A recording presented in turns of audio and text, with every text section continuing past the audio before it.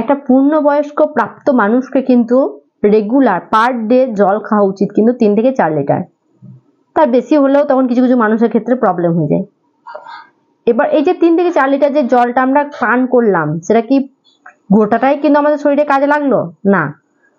শরীরের যেটুকু দরকার সেটুকু শরীর নিয়ে নিল, তারপর যেটুকু অংশ পড়ে থাকলো সেটা অবশিষ্ট রূপে ইউরিনের মাধ্যমে তখন বাইরে চলে গেল, তো রেচন পদার্থ হিসেবে। এবার যে জলটা শরীরের দরকার পড়লো সেটা তো এক জায়গা থেকে স্টোর হবে।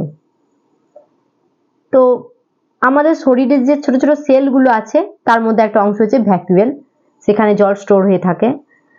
আর একটা অংশ যেটা যেটা শরীরের যে কোষ, যেটা কোষটাকে ঘিরে থাকে, প্রোটোপ্লাজম বা সাইটোপ্লাজম।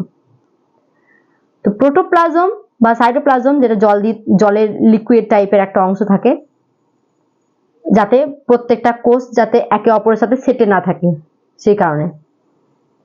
এবার এই প্রোটোপ্লাজমে কিন্তু জলের অবশ্যই দরকার হয়, তো জলটা দ্বারা ব্যালেন্স হয়ে থাকে।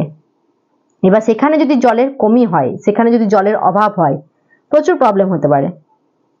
আর প্রতিনিয়তই তো গ্রীষ্মের দিনে তো মানুষের তো অনবরতই তো ঘাম তো ঝরতেই থাকে।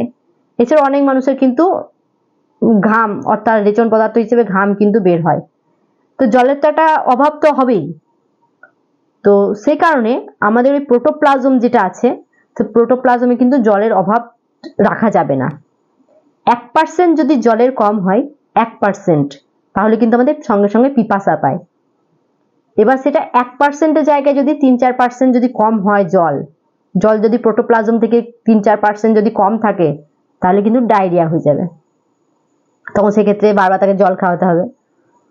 আর ভাবো যদি 10% কি 11% যদি জল কম হয়, প্রোটোপ্লাজম থেকে জলের যদি অভাব হয় 10-12%, সেক্ষেত্রে কিন্তু মানুষ কিন্তু জলের অভাবে তার মৃত্যু ঘটে যাবে।